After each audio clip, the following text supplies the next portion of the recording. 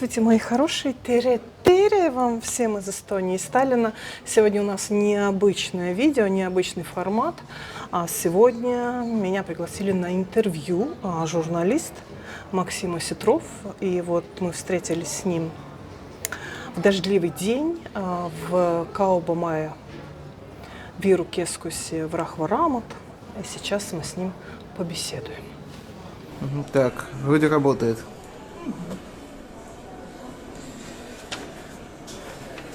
Здравствуйте. Рад, что беру у вас интервью. Смотрите сегодня, что и с кем. Здравствуйте. Хочу представиться, меня зовут Максим Осетров, я журналист по образованию. И да, вы представьтесь тоже, расскажите о себе. Представьте как бы зрителям. Меня зовут Яна, и я родилась и выросла в Таллине, закончила же здесь школу. Ну все, по стандарту родился, крестился, женился. И 28 лет я уже в счастливом браке, у меня 2 взрослых дочерей. В общем, все стандартно. А у вас есть основная профессия?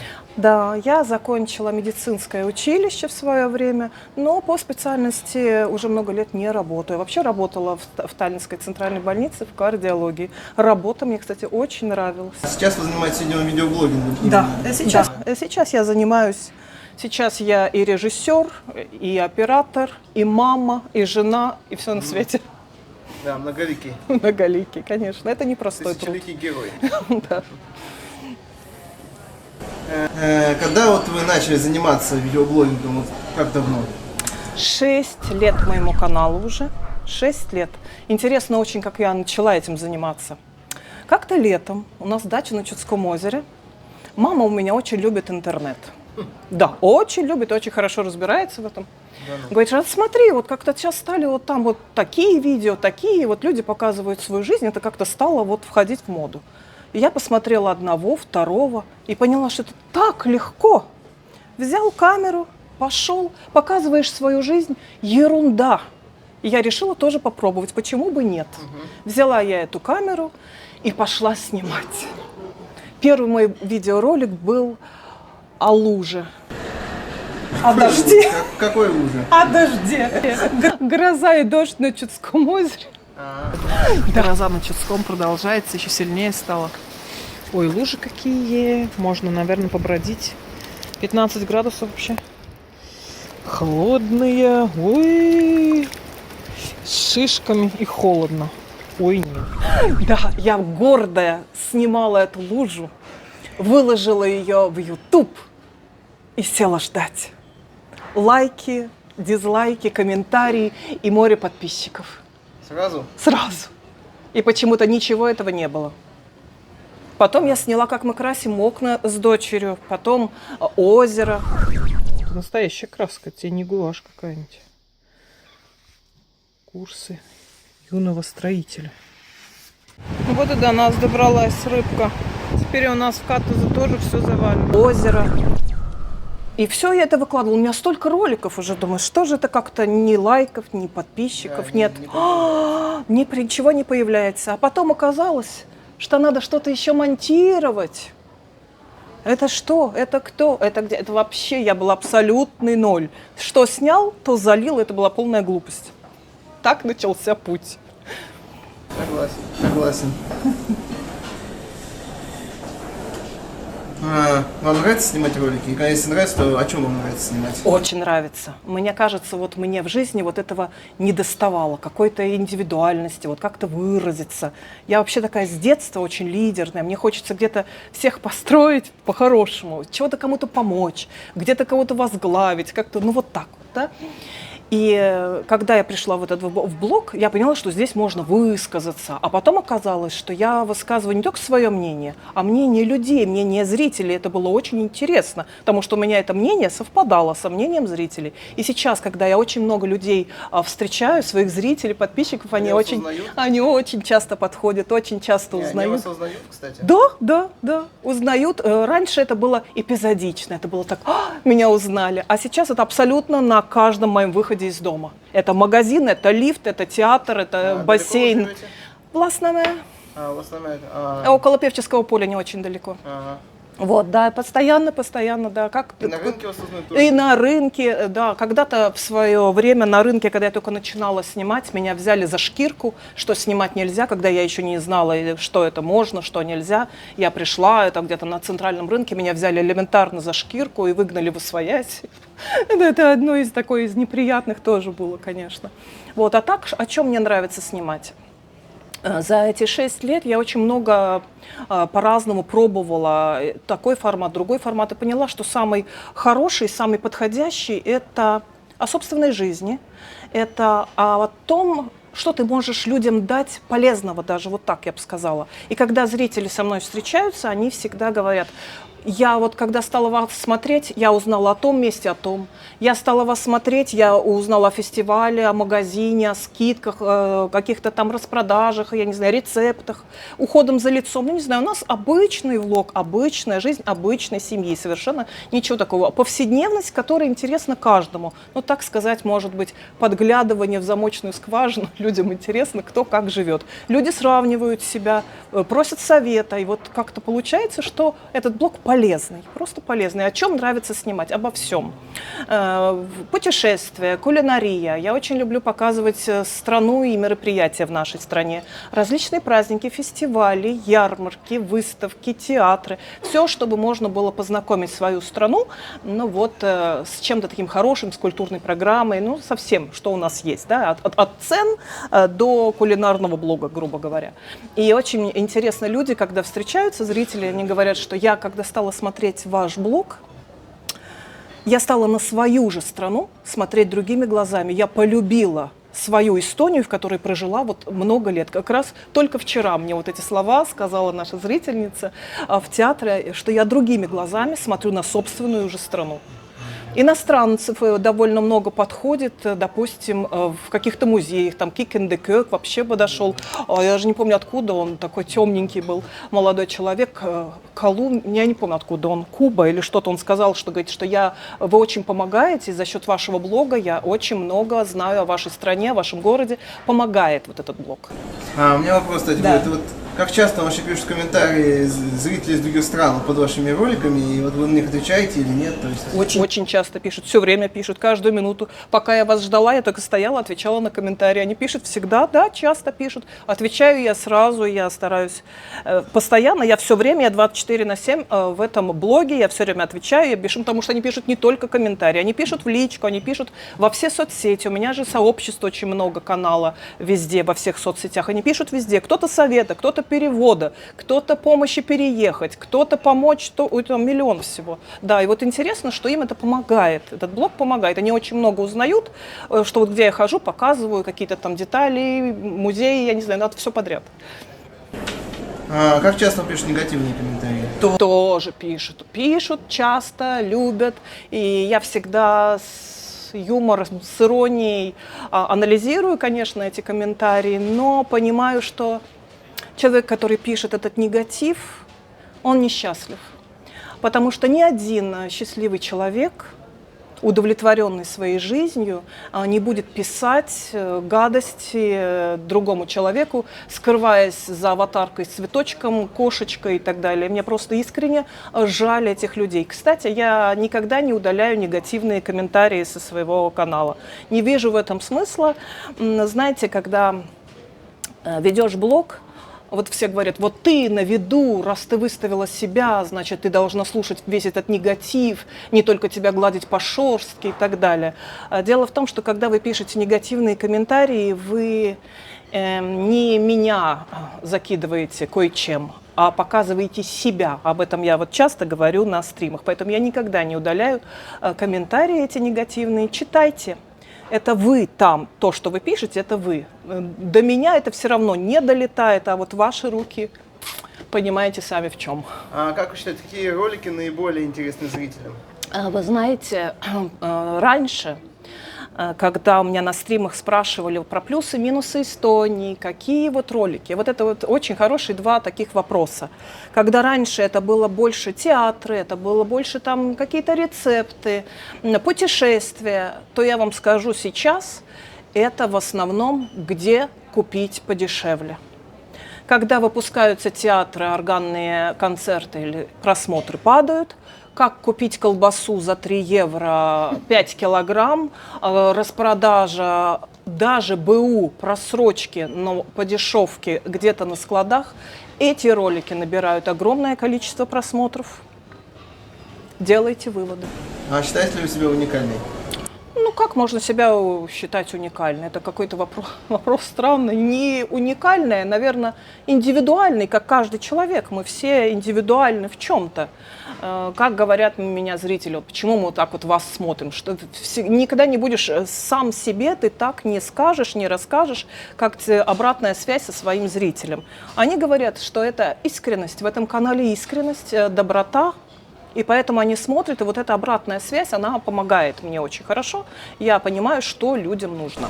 А сравниваете ли вы себя с кем-то другим, с какими-то другими блогерами? Ведь вы не одна на ютубе. Довольно много сейчас Конечно, не появилось одна. разных Что блогов. вы? Кто не я? только Ну, про Эстонию, и Да, про другие страны тоже. Нет, никогда, мое кредо такое, никогда не надо сравнивать себя с другими.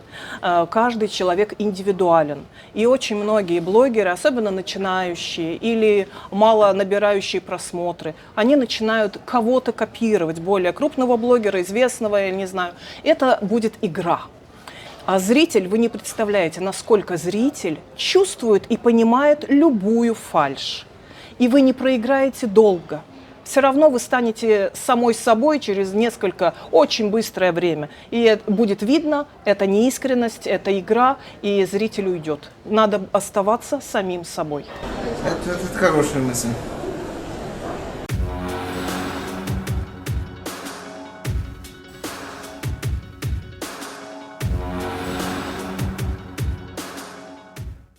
Хотелось что-нибудь необычное, пока вот вы вели канал. Необычные события с вами происходили, и вот то, что вы начали вести канал, само по себе необычно. Знаете, наверное, такое чуть-чуть мистическое. Мы много путешествуем и были на Тенерифе, не в пропиаренных знаменитых парках, а в один из парков, назывался он Джунгель-парк. Джангл парк, вот этот, да, да. И там было настолько приближенно к природе, что очень приближенно. А было дело к вечеру, и парк закрывался, а я все снимала, и когда с камеры я ничего не вижу, не слышу, я вся в этой камере. И я поняла, что я заблудилась. А там птицы, ну не звери, птицы, они ходят такие крупные, знаете, по природе свободно. По мосту там где-то проходишь, по висячему там крокодилы тоже очень свободно. И я так поняла, что я заблудилась. Это было не очень, конечно, такое ощущение. Но, в общем, я вышла, да, осталась жива и цела. Это удивительно. Действительно. О плюсах и минусах в Эстонии. Вот вы часто о них рассказываете, да? Да. Как вот вообще можете объяснить интерес людей к этому? Вот, плюсы и минусы в жизни в Эстонии вообще? Почему так это все-таки людям интересно? Почему настолько эта тема как бы стали популярны? Почему так часто поднимаются?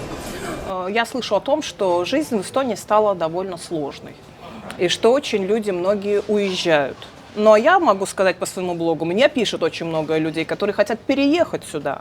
Очень многие возвращаются по документам, у них находятся какие-то прапра здесь, вот по крови, все. Многие возвращаются тоже.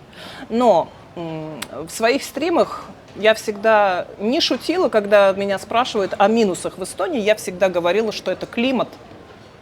У нас ужасный климат. Какое сегодня число? Мая? Ужасный холод, дождь, сейчас град, пока я ехала сюда. Не каждый день. Очень холодно, да. Я всегда говорила, что из минусов здесь климат. А теперь, вы знаете, я скажу, минусов прибавилось. Нас душат налогами, люди стали жить сложнее. Люди стали, я не побоюсь этого слова, люди стали злее.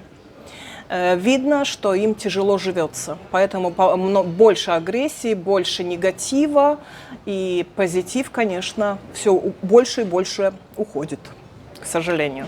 А из плюсов, ну что, наше государство, оно очень небольшое, но очень уютное. Здесь очень хорошо отдыхать и жить, и работать, приезжая откуда-то с огромных там городов или мегаполисов. Здесь я, например, обожаю откуда-то возвращаться, здесь так вот тихо, хорошо, и можно спокойненько жить. А что бы вы хотели бы изменить в Эстонии? Изменить. Лучшему, может быть, или... Что просто- бы я или просто хотела что-то изменить? поменять? Я думаю, знаете, вот говорят, что вот это вот искренность канала и так далее. То есть я говорю о том, о чем каждый из нас, из вас, я такая же, как вы все, мы вот то, что мы обсуждаем на кухнях, да, грубо говоря.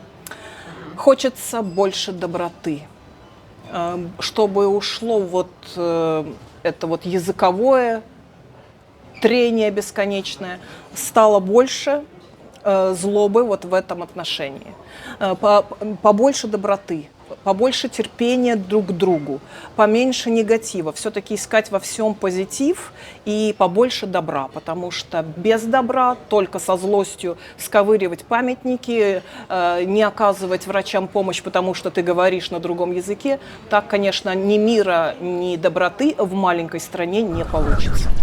Хотели бы сделать видео с другими блогерами? Да, конечно, я очень открыта абсолютно ко всем и блогерам, и рекламодателям, они это все знают, и вроде бы относятся неплохо, и вроде у меня это неплохо получается. У меня такой вопрос будет еще. Какой вот период вот вообще за последние годы был для вас самым тяжелым? Если это касается блога, то я, наверное, скажу про прошлое лето. Я упала с крыши, сломала позвонок, палец на ноге, и мне пришлось сниматься, мне хочется и нужно также, ездить по стране надо также, стримы проводить надо, а мне надо было лежать 4 месяца в корсете пластом. Все или лежать, или стоять. И свои стримы мы с мамой вели стоя. Но она сидела, а я стояла. Я стояла все время, по 3-4 часа в этих стримах я стояла. А когда мы ездили по Эстонии, по интереснейшим местам, у меня очень много интересных плейлистов про деревни, про хутора, про разные города в Эстонии, то я лежала на заднем сидении на подушке, а муж вел машину, потому что мне не сидеть ничего нельзя было. Это было ужасно, конечно. А вообще как в жизни, вот какой вот наиболее был такой тяжелый период? Ну, у каждого из нас есть и взлеты, и падения. Когда сталкиваешься с непониманием людей, почему-то считается, что блогерство – это какая-то ерунда, это не работа, это многие высмеивают. Я сначала тоже так думала. Подумаешь, ходит с камерой, деньги получает, показывает, как он живет. И что там делать-то? А потом, когда я в это вошла, это очень большой труд. Как бы это ни казалось смешно. У нас нет выходных, у нас нет праздников, у нас нету больничных. Корона, 39 температура, а я лежу с этими, с камерой, это постоянно. Ладно, ты снял. Снять надо интересно, снять надо нужно, снять нужно полезно для людей.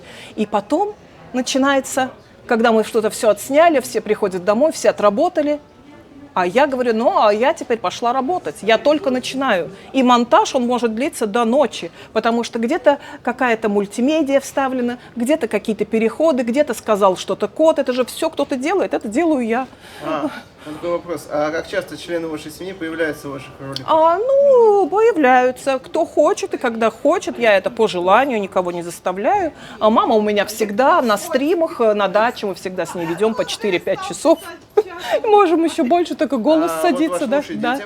И муж, и дети, все участвуют. Но Кристина, вот, с которой называется мой канал, она уже взрослая девушка. Когда мы начинали, она была совсем маленькая. Встань здесь, скажем тут. Теперь это взрослая леди, она уже тоже не желает. Поэтому, ее тоже узнают? Да, ее тоже узнают. Всех членов семьи узнают. Но Мужа канал... и дочерей ваших? Да, конечно. Вот, и канал придется, наверное, переименовывать в Эстонии Яну. Потому что у меня имя такое Яна Эстонии, Яна.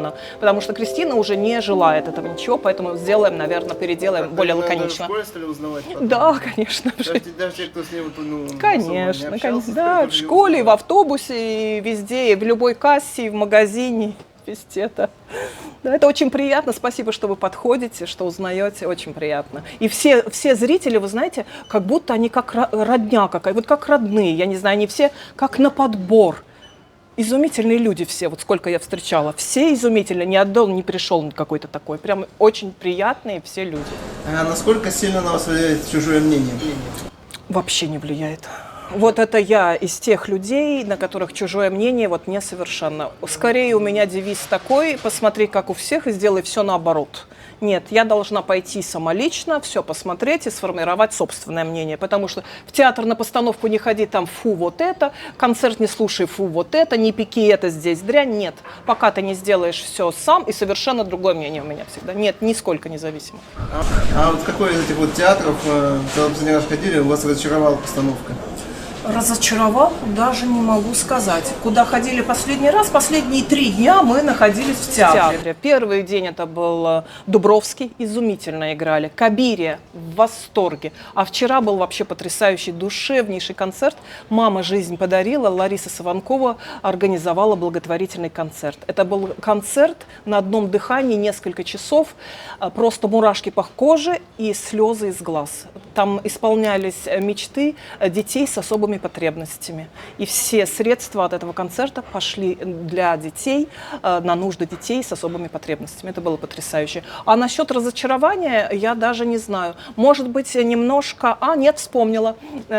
Приезжий театр. Какой, я не знаю, там не написано, не было в афише, никого не... Я не знаю, в Русском культурном центре давали ВИЯ. Совершенно недавно, зимой мы с вами ходили.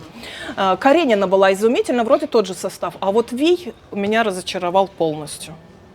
Ну да, если сравнивать там с этим знаменитым советским фильмом, насколько тут хорошо сделано. Хотя бы просто по названию ВИЙ. ВИЙ не пришел.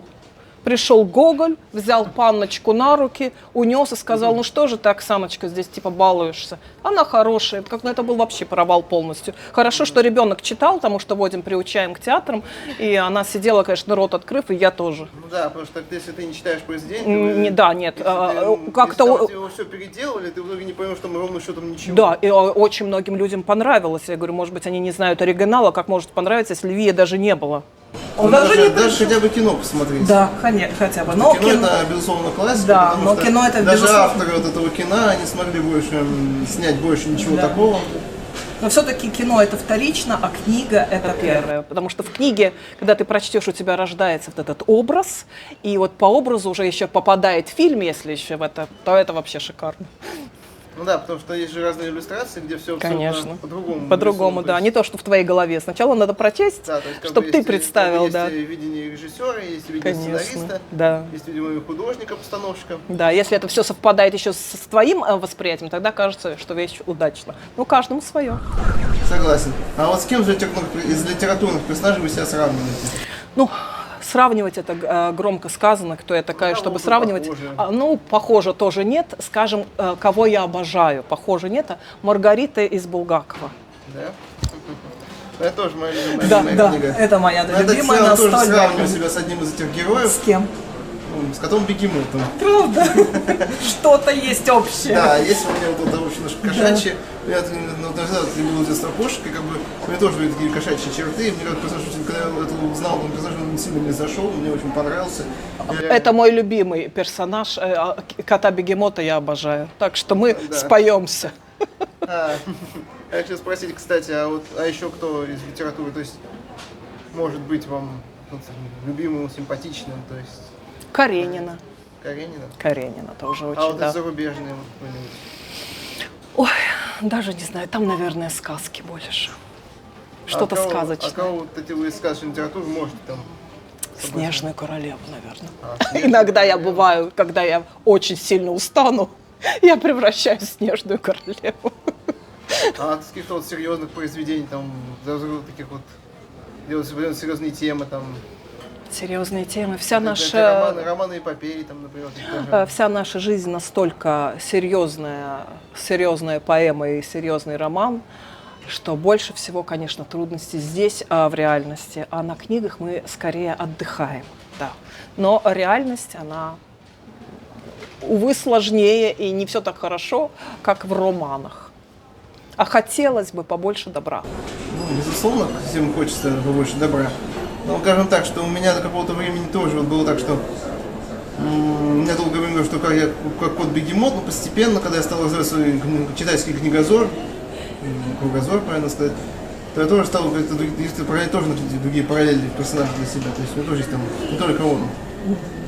не только булгар. То есть у меня, когда я взрослел, прибавляются другие черты, они уже больше далеки от булгакова, хотя было до сих пор мое сердце.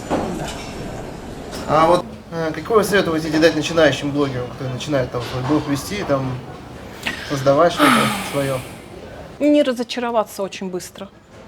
Потому что все-таки, будем откровенны, чаще всего в блог приходят для того, чтобы заработать. Это вот так вот опять честно, как на кухне, да? А этого не будет. Потому что все почему-то думают, что когда они чего-то там наберут, какие-то просмотры и подписчиков, то вдруг все повалит, начнется зарплата, добавка к пенсии или еще что-то. Этого не будет.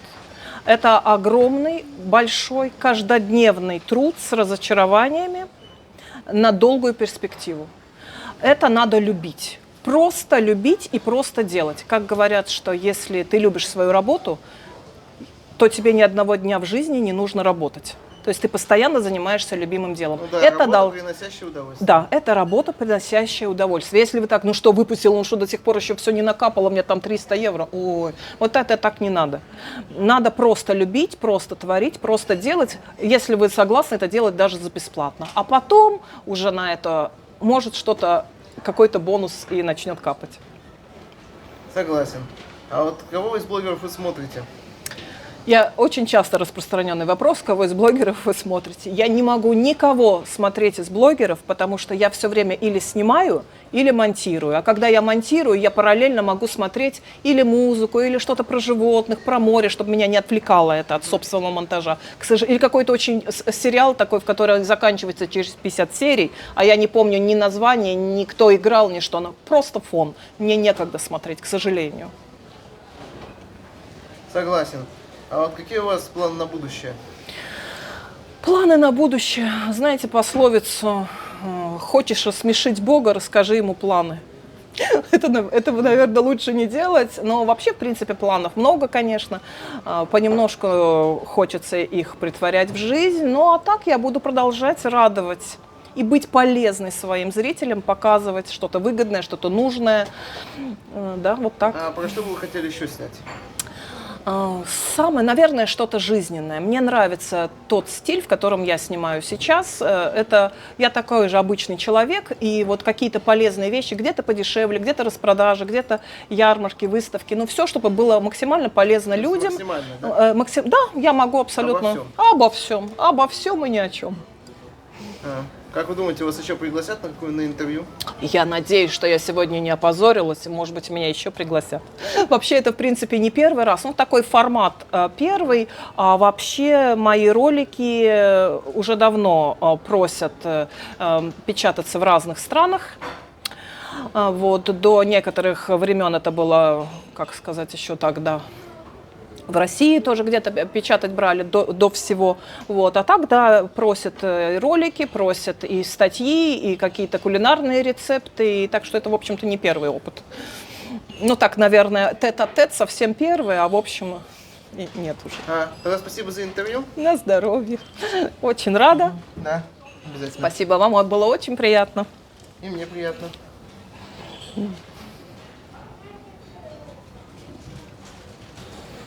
Чего еще хотите? Вот, мне такой интересный... Нет, сейчас уже как бы интервью закончилось. Да, пожалуйста.